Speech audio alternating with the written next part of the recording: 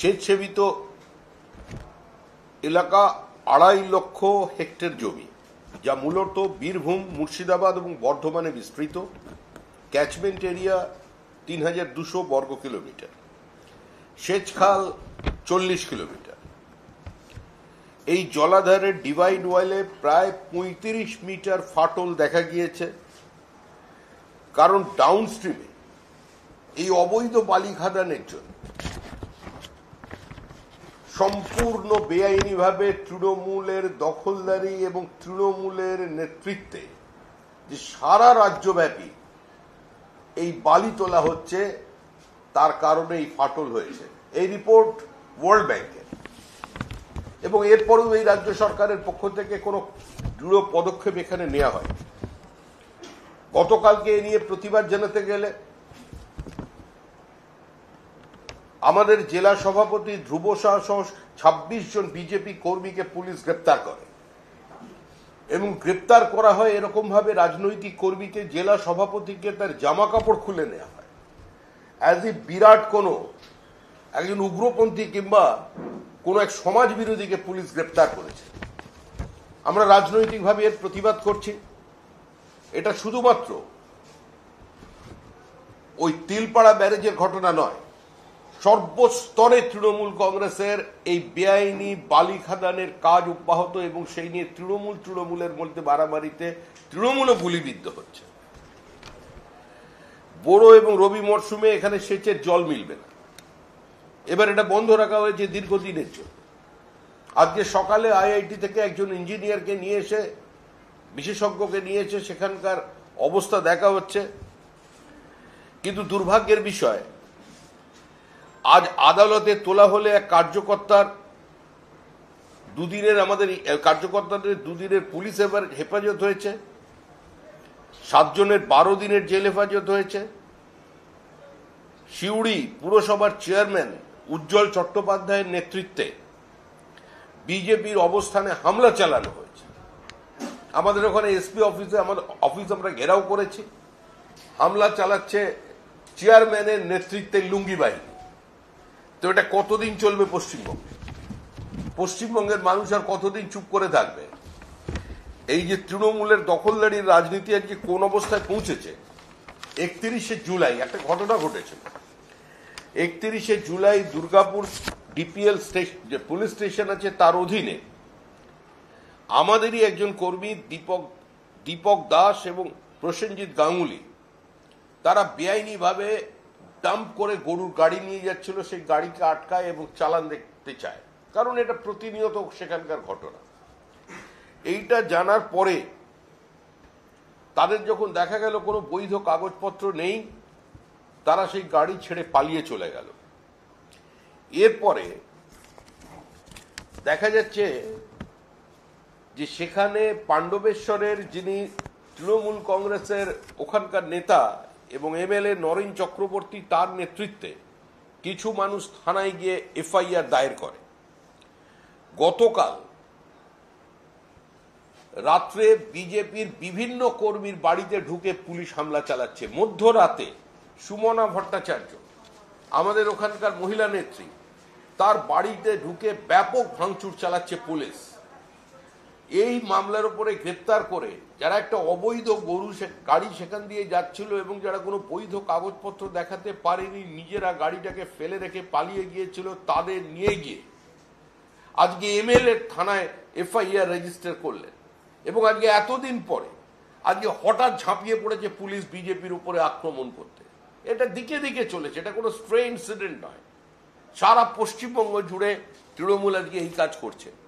কারণ তৃণমূলের কাছ থেকে বহু তৃণমূল কংগ্রেস কর্মী আমাদের সঙ্গে যোগাযোগ করছেন, বলছেন আমরা অসহায়, কিছু করার নেই, এই পরিস্থিতির বদল আমরা করতে চাই।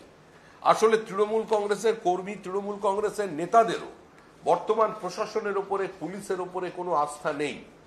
তৃণমূলের পুলিশ, তৃণমূলের প্রশাসন যে সম্পূর্ণ দুর্নীতিগ্রস্ত তা বোঝা যায় যখন তৃণমূল কংগ্রেসের কর্মী কোনো খুন হয় এবং স্বতঃস্ফূর্তভাবে প্রাথমিক প্রতিক্রিয়া থাকে সেই পরিবারের মানুষের যে আমরা সিবিআই তদন্ত চাই, কারণ তারা জানে খুন করেছে তৃণমূল এবং প্রকাশ্যে তৃণমূলের কথা তারা বলছে।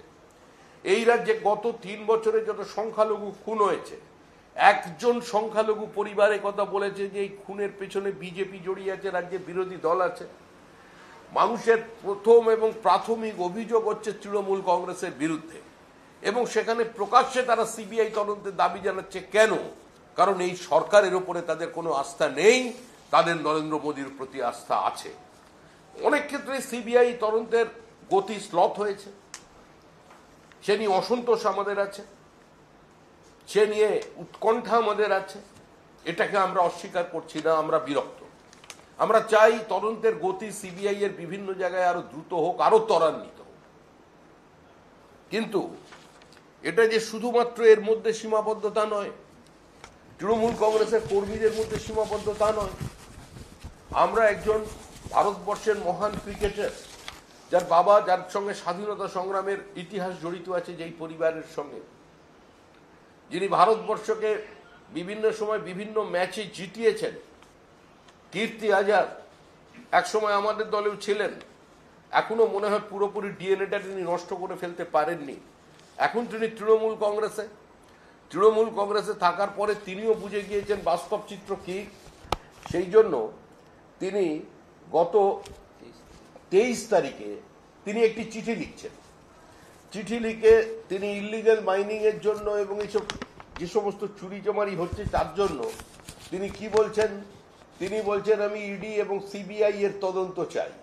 এটা অন্য কেউ বলছেন না, তৃণমূল যে ব্যক্তিকে আজকে নিয়ে এসেছেন, মানে আমরা অবশ্যই বহিরাগত বলবো না, কারণ বহিরাগতটা আমাদের সংস্কৃতির মধ্যে নয়। তিনি একজন ভারতীয়, এবং আমরা মনে করি আমরা প্রথমে একজন ভারতীয়, তারপরে একজন বাঙালি। এটাই ভারতবর্ষের সংস্কৃতি। যাই হোক, তিনি আমাদের প্রতিবেশী রাজ্যের মানুষ, কীর্তি আজাদ, তাকে সকলে চেনে, তার পরিবারকে সকলে চেনে, তাকে নিয়ে এসেছেন এবং নিয়ে এসে তাকে নির্বাচনে পশ্চিমবঙ্গের মানুষ জয়ী করেছেন। একবারও পশ্চিমবঙ্গের মানুষ তাকে ভোট দেওয়ার আগে জানতে চাননি যে তিনি বাংলা ভাষায় কথা বলেন না হিন্দি ভাষায় কথা বলেন, কারণ এটা বাংলার সংস্কৃতি নয়, বাঙালির সংস্কৃতি নয়। কিন্তু তিনি বলছেন 23 তারিখে চিঠি লিখে তিনি জানিয়ে দিলেন যে তিনি ইডি সিবিআই তদন্ত চান, কারণ এ বিষয়ে এই এজেন্সিগুলোর এক্সপার্টাইজ আছে, অভিজ্ঞতা আছে।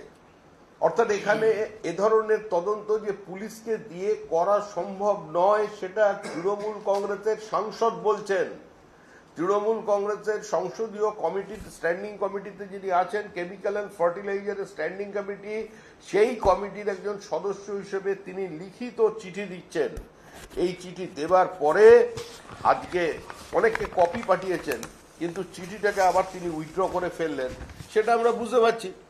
এটা হয় 9 দিন পরে 2রা আগস্ট এই চিঠিকে তিনি প্রত্যাহার করে নিলেন। তো আমরাও এই বিষয়টাকে অত্যন্ত গুরুত্বের সঙ্গে বিবেচনা করছি, কারণ কীর্তি আজাদের মতো একজন ব্যক্তিত্ব, যাকে শুধুমাত্র আমরা রাজনীতির আবর্তে আটকে রাখতে পারি না, তার একটা নিজস্ব জগৎ আছে, তার পারিবারিক ঐতিহ্য আছে, এবং ভারতবর্ষের স্বাধীনতা সংগ্রামের সঙ্গে এই পরিবারের যোগ আছে। তো তার মতো একজন সম্মানীয় ক্রিকেটার এবং বর্তমানে রাজনীতিক ব্যক্তিত্ব, তিনি যখন এই চিঠিটা লিখেছেন, তখন আমরাও আগামীকালকে যিনি যে মন্ত্রী আছেন সংশ্লিষ্ট দপ্তরের কিষেন রেড্ডি, আমাদের দলের তরফ থেকে রাজ্যসভা এবং লোকসভার যে সাংসদরা আছেন, তারা আমরা কিষেন রেড্ডির সঙ্গে দেখা করে এই বিষয়ে যাতে তদন্ত হয় এবং কীর্তি আজাদের বক্তব্যকে যাতে গুরুত্বের সঙ্গে বিবেচনা করা হয়, আমরা সেই বিষয়টাকে খতিয়ে দেখবার জন্য সংশ্লিষ্ট দপ্তরের আমরা মন্ত্রীকে বলছি। কিন্তু প্রশ্ন হলো যে কোনো প্রতিবাদ, যে কোনো ধরনের প্রতিবাদকে একদিক থেকে তৃণমূলের গুন্ডারা আক্রমণ করছে, একদিকে তৃণমূল মানুষের গণতান্ত্রিক অধিকার কাটছে, এবং সেই সঙ্গে তৃণমূল নামী পুলিশ তারাও আজকে যৌথ উদ্যোগে ঝাঁপিয়ে পড়েছে। কেউ ভয়ে করছে, কেউ ভক্তিতে করছে। তবে এটা আনন্দের বিষয় কিনা জানি না, পুলিশের একটা বিরাট অংশ বললেও ভুল বলা হয়, অধিকাংশ তারা আজকে আমাদের সঙ্গে নিয়মিত যোগাযোগ রাখছেন, এবং তৃণমূল কংগ্রেসের কর্মীরাও বলছেন এই পরিস্থিতির আমরা অবসান চাই।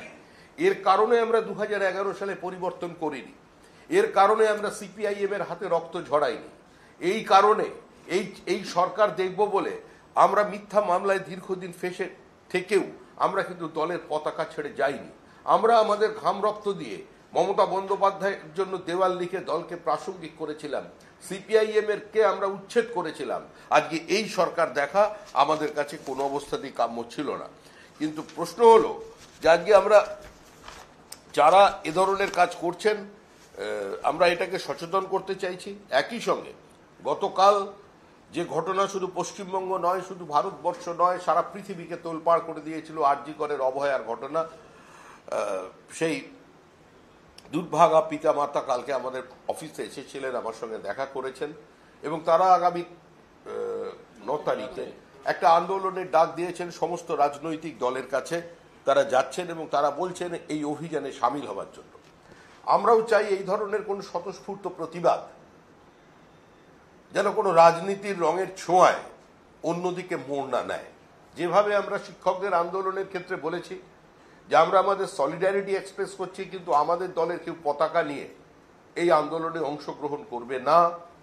এই মঞ্চে যদি কোনো বিজেপির কেউ যান, তিনি সরকারের অবস্থানের সমালোচনা করতে পারেন, কিন্তু তার বাইরে কোনো শব্দ উচ্চারণ করবেন না। আমরা ওই কোনো আন্দোলনকেই, এই ধরনের স্বতঃস্ফূর্ত সামাজিক প্রতিবাদকে, প্রতিরোধকে রাজনীতির রঙে রাঙিয়ে দিতে চাই না।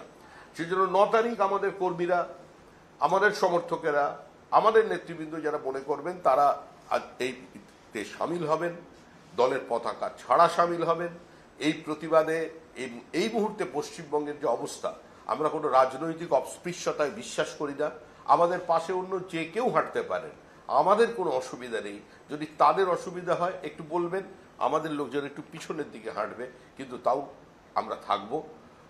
এটা কোনো আন্দোলন হাইজ্যাক করার রাজনীতি বা একটা আন্দোলনকে সামনে রেখে আবার ভেসে ওঠার রাজনীতি, প্রাসঙ্গিক হওয়ার রাজনীতি, এতে আমরা যারা করছেন তারা তাদের মতো করে করতে পারেন, কিন্তু মিছিল যাওয়ার সময় বলে দেবেন কারোর যদি বিজেপির থেকে কোনো ধরনের সমস্যা থাকে, কোনো ধরনের রাজনৈতিক কৌলিন্যে আঘাত লাগার বিষয় থাকে, আমাদের নেতা বা আমাদের কর্মীরা একটু পিছনের দিকে থাকবেন, কিন্তু থাকবেন। এই আন্দোলন সর্বাত্মক হোক, কারণ যেভাবে তার মা বাবার যারা বক্তব্য এবং তারা যেগুলো তুলে ধরেছেন, আমরাও আমাদের সংশ্লিষ্ট মহলে জানাবো, কিন্তু এটা তার সঙ্গে কথা তো আমাদের সঙ্গে আগামীকাল দেশের স্বরাষ্ট্রমন্ত্রীর একটা মিটিং আছে, যদিও সেটা সম্পূর্ণভাবেই সাংগঠনিক মিটিং, কিন্তু সেটার সঙ্গে এর কোনো যোগাযোগ নেই। আমরা আমাদের নেতৃত্বের যেখানে জানানোর প্রয়োজন আছে আমরা সেখানে বিষয়টা জানাবো। তার বাবা মা কিছু কথাবার্তা বলেছেন, কিছু ডকুমেন্টস আমাদের দেখিয়েছেন এবং দিয়েছেন। তারা এসেছেন এবং কৌস্তব বাগচি আমাদের দলের পক্ষ থেকে ছিলেন, তিনিও একটি নোট প্রিপেয়ার করছেন তাদের বক্তব্য নিয়ে। সেটা আমরা যথাযোগ্য জায়গায় পৌঁছবো, কিন্তু এটা তো আমরা কোনো কমিট করতে পারি না, কারণ সিবিআই তো এখন আর কেজড প্যারট নয়। দুর্ভাগ্যের বিষয়, পশ্চিমবঙ্গে যারা তদন্তের গতি একটু স্লথ হয়ে গেলেই বলতেন দিদি মোদি গটা, আর তদন্তের গতি বেড়ে গেলেই আরেক দল বলতেন, যাদের বিরুদ্ধে তদন্ত হচ্ছে, বলতেন রাজনৈতিক প্রতিহিংসা। এই দুই ন্যারেটিভ সেট করা রাজনৈতিক দলেরাই কিন্তু দিল্লিতে গিয়ে একযোগে রাজ্যসভা এবং লোকসভাকে অচল করে দিচ্ছেন। একযোগে তারা ধর্ণা দিয়ে বলছেন পশ্চিমবঙ্গে ইডি সিবিআই এর অতি সক্রিয়তার বিরুদ্ধে, কেন্দ্রীয় এজেন্সির এই আগ্রাসনের বিরুদ্ধে, রাজনীতিকরণের বিরুদ্ধে তারা নাকি সরব হচ্ছেন। এই পরিস্থিতির মধ্যে দেশ আছে।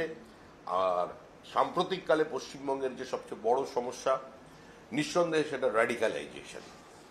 বাংলাদেশের সাম্প্রতিক ঘটনা এবং বাংলাদেশকে কেন্দ্র করে পশ্চিমবঙ্গের কয়েকটি জেলায় যে উত্তেজনা তৈরি হয়েছে, এবং যেভাবে কেন্দ্রীয় সরকারের রিপোর্টে দেখা যাচ্ছে বাংলাদেশের বর্ডার কিছুটা সিকিউরড হয়ে যাবার পরে কুচবিহারকে সেন্টার করে দেশের বিভিন্ন জায়গায় বিভিন্ন নিষিদ্ধ সংগঠন আজকে তারা তাদের মডিউল খুলছে, এটা নিঃসন্দেহে আমাদের দেশের আভ্যন্তরীণ নিরাপত্তার ক্ষেত্রে বিপজ্জনক এবং এ রাজ্যে সেটাকে কম্প্রোমাইজ করা হচ্ছে।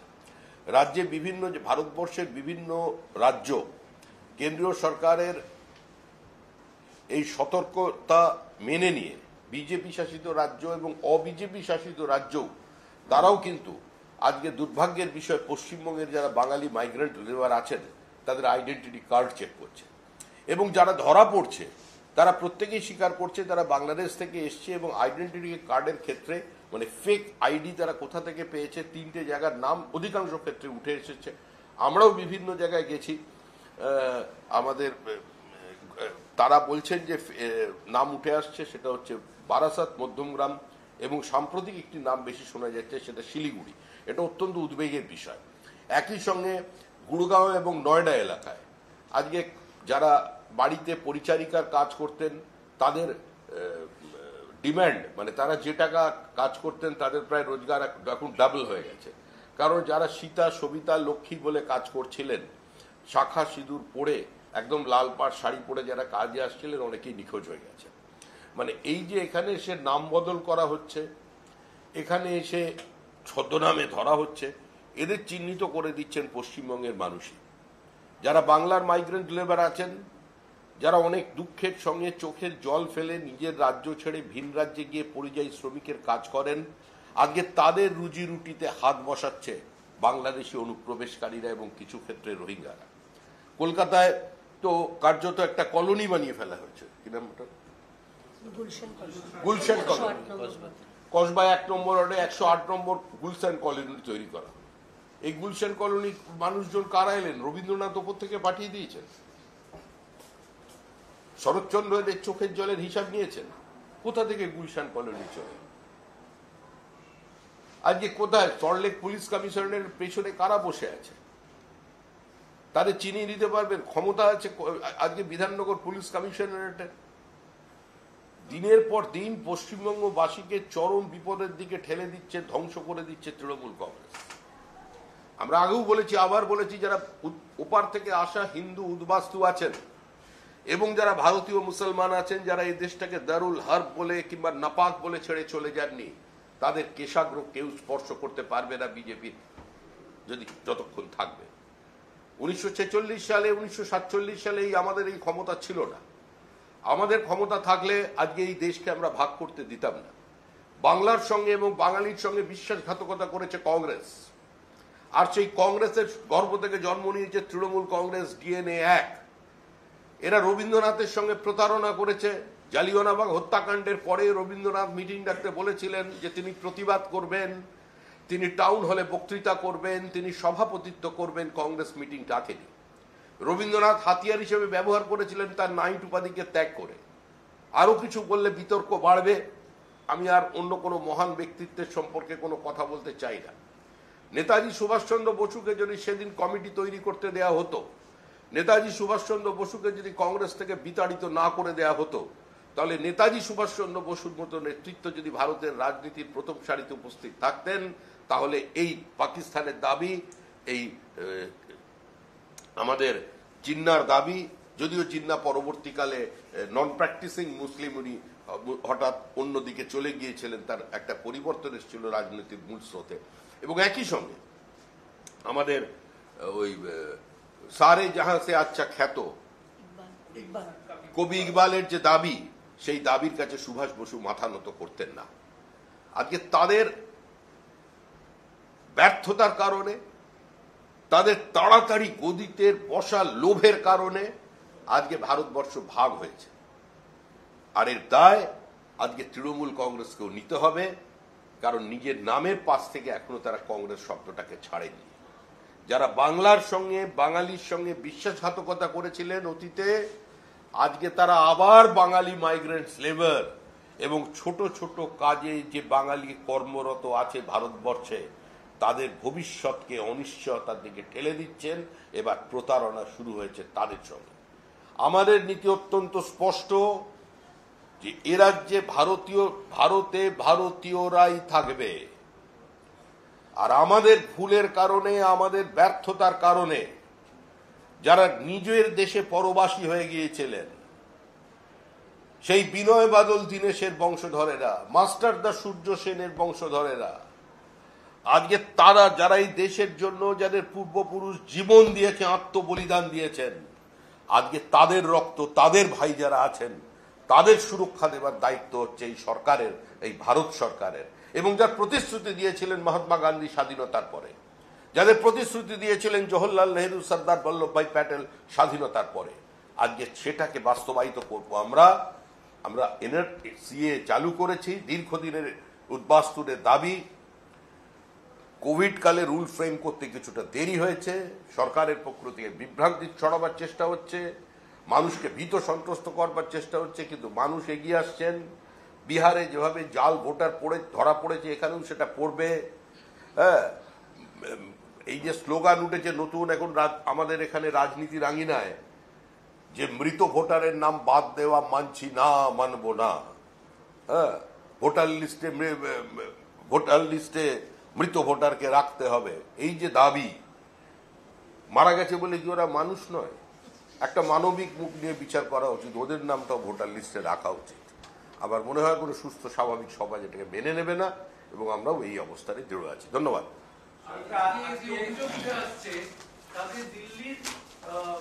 দিল্লি থেকে যে অভিযোগ, আজ তৃণমূল কংগ্রেস এক্স হ্যান্ডেলে পোস্ট করে একটি চিঠি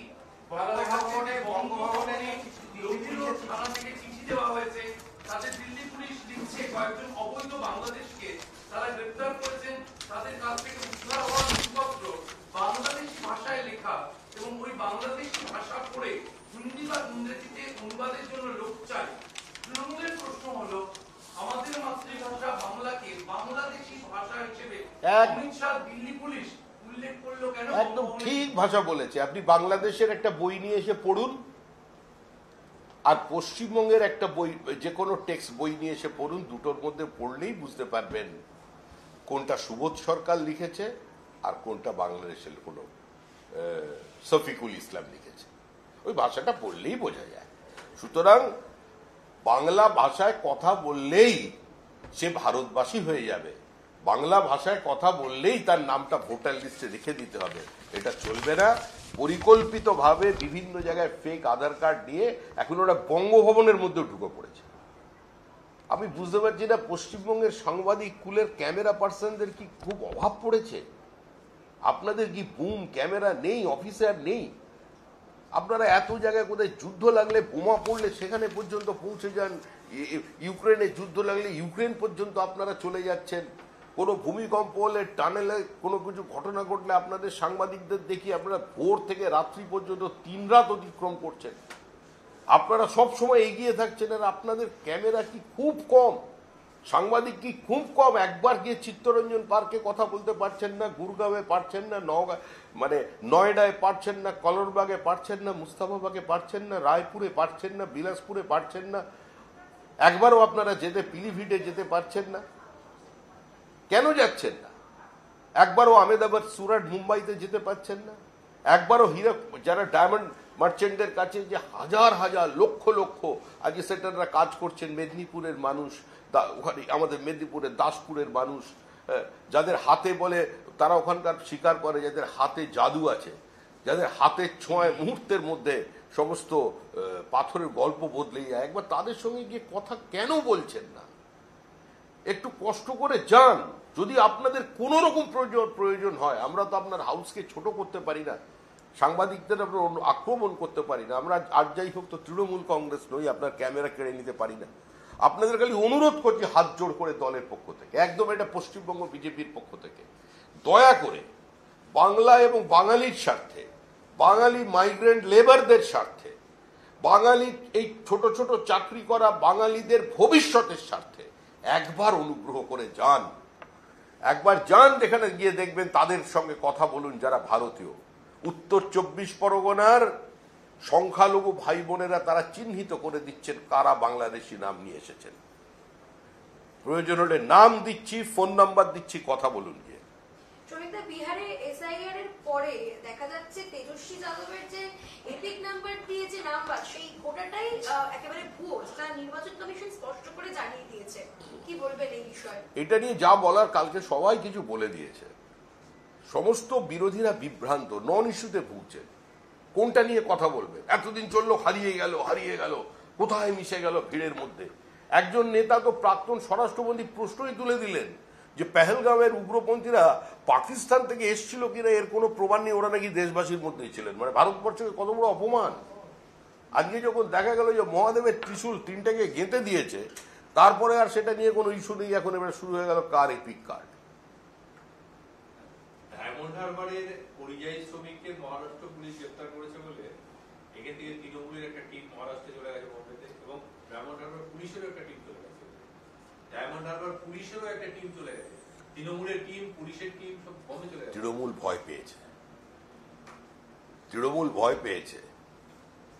এতদিন বিহারের ঘটনা থেকে তৃণমূল ভেবে ফেলেছিল যে এতদিন বাংলাদেশিদের উপরে ভিত্তি করে রোহিঙ্গাদের উপরে ভিত্তি করে ভুয়ো ভোটার লিস্ট আর মৃত যারা ভোটার আছে তাদের আশীর্বাদ নিয়ে, মানে ওপর থেকে তারা আশীর্বাদ নিয়ে তারা চতুর্থবারের জন্য আসবে।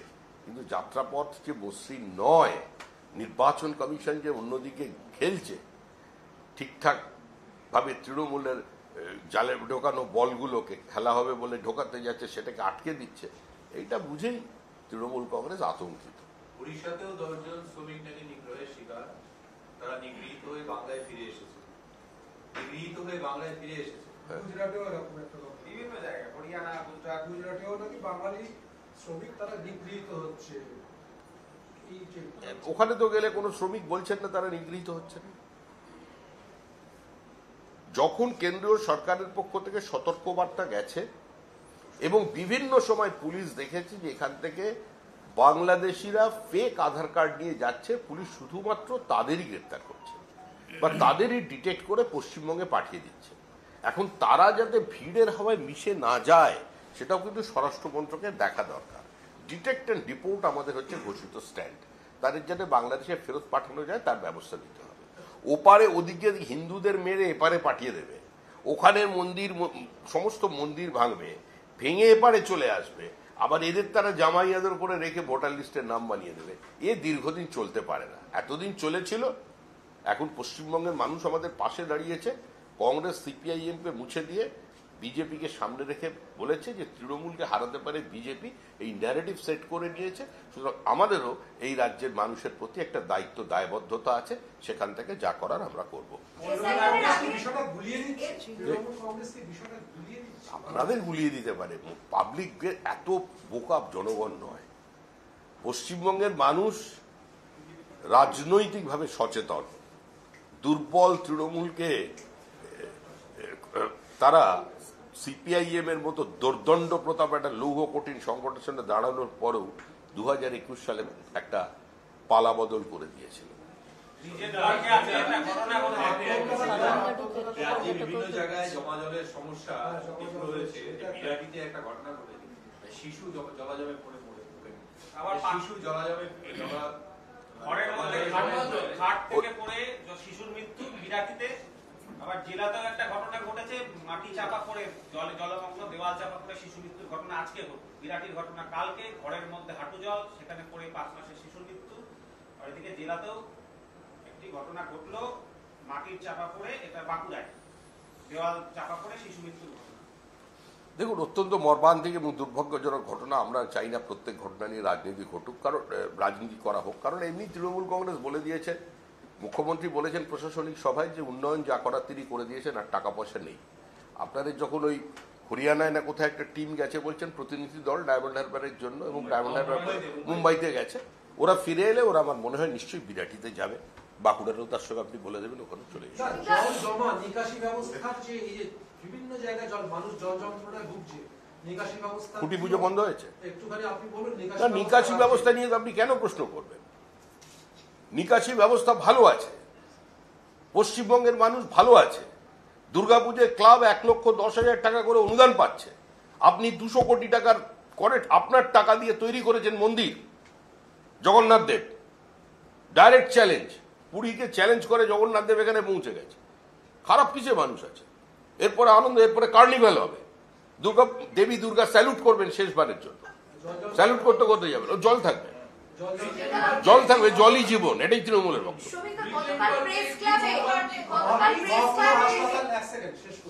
মহকুমা হাসপাতাল 7 দিন ধরে জলে ভর্তি, মানুষ ওই জল বয়ে যাচ্ছে, ডাক্তার ক্যাম্প করেছে ভেতরে। বারুইপুরে ঘটনা, বারুইপুরে মহকুমা হাসপাতাল জল ওটা ডায়মন্ড ছকের পুরো মধ্যে পড়েনি, নাহলে জল বার করে দেওয়া হবে। পুরো যে ডায়মন্ড ছকের যে সীমানাটা আছে ওটা মনে একটু বাইরে চলে এসেছে, ওটাকে দেখতে হবে। আপনারা খবর দিন, ওই সীমানার মধ্যে ঢুকে পড়লে আর ওখানে জল জমবে না। তাদের অসুবিধার কি আছে? এগিয়ে বাংলা। সকালে একটা অস্বাভাবিক মৃত্যু, ঝুলন্ত দেহ উদ্ধার হয়েছে। সেখানে পরিবারের অভিযোগ যে বেশ কিছুদিন ধরে, 72 সালে বাংলাদেশ থেকে এসেছিলেন এই ব্যক্তি, বেশ কিছুদিন ধরে এনআরসি আতঙ্কে তিনি ভুগছিলেন। পরিবারের কাছে সেই ভয়ের কথা, ভীতির কথা বলেছিলেন যে তার ভীতি হচ্ছে তাকে বাংলাদেশ পাঠিয়ে দেওয়া হবে। সেই কারণেই তার এই ঘটনা বলে পরিবারের লোক দাবি করে। টিউটার স্টেটমেন্ট, এর বেশি আমি কিছু বলতে চাই না। 72 সাল থেকে যারা এসছে ছেলে মেয়ে নিয়ে ঘর সংসার করছে, পুরো নেক্সট জেনারেশন নাতির বিয়ে দেখবে বলে মেয়ে খুঁজতে বেরিয়ে পড়েছে লোকজন বাংলা 72 সালে এসে, আর আজকে এখানে এসে 72 সালে পরে আত্মহত্যা করছে। এইসব আষাঢ়ে গল্প, এগুলো তৃণমূলী গল্পকে বিশ্বাস করে।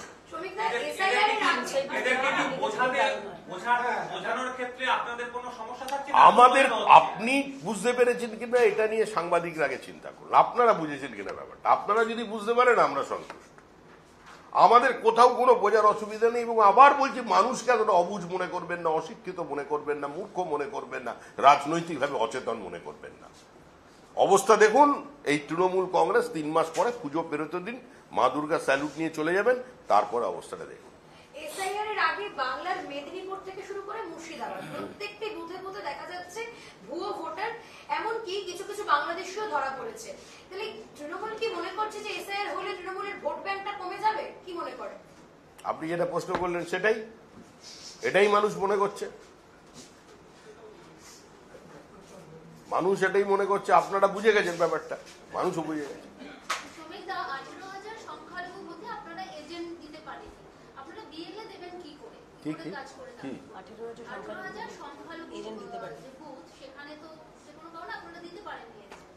আমরা দিতে পারিনি, আমরা দিতে পারবো না, এটা আপনি কোথা থেকে খবর পেলেন?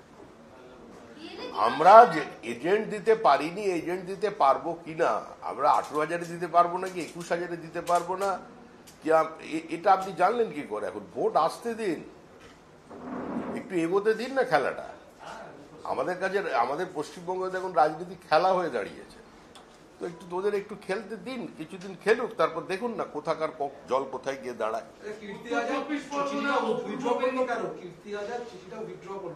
কীর্তি আজাদ বলতে পারবে, আমি তো অভিনন্দন জানাচ্ছি কীর্তি আজাদকে, যে ওনার এ ধরনের একটা অত্যন্ত স্বচ্ছ, দৃঢ়, সাহসী পদক্ষেপকে আমরা স্বাগত জানাচ্ছি। এবং ওনার এই অবস্থানকে আরো যাতে ঠিকভাবে ওনার মনের পাঞ্ছে যাতে পূর্ণ হয়, সেই জন্য আমরা কালকে সংশ্লিষ্ট যিনি মন্ত্রী আছেন কিষেন রেড্ডি, সম্মানীয় মন্ত্রীর সঙ্গে কালকে আমাদের সাংসদরা দেখা করবেন। কাল সমস্ত সাংসদদের নিয়ে ভার্চুয়ালি বসছেন মুখ্যমন্ত্রী এবং অভিষেক বন্দ্যোপাধ্যায় 26-এর লক্ষ্যে, এবং এসআইআর নিয়ে কি রণকৌশল হবে? এসআইআর নিয়ে রণকৌশল কি আগামী কারোর বাড়ির ব্যাপারে তারা কথা বলবেন, সেখানে স্বামী, স্ত্রী, ননদ, দেওর, ভাই, শ্বশুর, শাশুড়ি, সব মানুষ এক জায়গায়, একটা পরিবার। আমরা তো মনে করি রাজনৈতিক দল পরিবার, তারা কথা বলবেন, আমরা জানলার ফাঁক দিয়ে উঁকি মারবো কেন? আর কে কি আলোচনা করবেন তাতে আমাদের কি এসে গেল? আমাদের কর্মসূচি স্থির, লক্ষ্য স্থির, পশ্চিমবঙ্গকে পশ্চিম বাংলাদেশ হতে দেব না, ভারতীয় মুসলমান এবং হিন্দু উদ্বাস্তুকে আমরা তাড়াতে দেব না, আমরা এটাকে ভারতবর্ষেই রাখবো। এই বহুত্ববাদী সমাজ, এই বহুদলীয় ব্যবস্থা, আমাদের একাডেমি, আমাদের পশ্চিমবঙ্গের সমস্ত নাট্যমঞ্চ, আমাদের রবীন্দ্র নজরুল সন্ধ্যা, এগুলোকে আমরা বন্ধ হতে দেব না। আমাদের শক্তি, আমাদের সুনীল, আমাদের মৃণাল সেন, আমাদের সত্যজিৎ রায়, আমাদের কিশোর কুমার, সবাই থাকবে। আমাদের মিঠুন চক্রবর্তী, তিনিও থাকবেন। নন্দকুমারের 2 জায়গার ইআরও সংশ্লিষ্ট এজেন্সি ডাটা এন্ট্রি অপারেটরদের নিয়ে 102 জন অস্তিত্বহীন ভোটারের নাম অনলাইনে তালিকাভুক্ত করা হয়েছে। এই অভিযোগে বেশ কিছু নথিপত্র উদ্ধার করে নির্বাচন কমিশন 2 অফিসারকে ডেকে পাঠিয়েছিল শনিবার। এই যে জায়গাটা দেখা যাচ্ছে যে সরকারি অফিসার তারা 102 জনের নাম ভুল ডাটা এন্ট্রিতে ঢোকাচ্ছে। তৃণমূল কংগ্রেস যেসব জায়গায় জিতছে, এই উত্তর 24 পরগনা, এই নন্দকুমার, সেই সব জায়গায় কি দেখা যাচ্ছে সরকারি অফিসারদের ব্যবহার করা হচ্ছে? এখানে সরকারি অফিসাররা কোনো জায়গায় ভয়ে করছেন, কোনো জায়গায় ভক্তিতে করছেন, কোনো জায়গায় লুটে সামিল হয়ে গিয়ে করছেন। এখন নির্বাচন কমিশন হচ্ছে রাজহাঁসের মতো, তো মার্কেটে ঢুকে পড়েছে, জল আর দুধ আলাদা করে দেবে, এতে তৃণমূল ভয় পেয়ে গেছে। সবে তো শুরু, আপনি দেখুন না, খালি আসবে এটা শুনবার যদি এই অবস্থা হয়, তাহলে এসে গেলে কি হবে খালি সেটা দেখুন।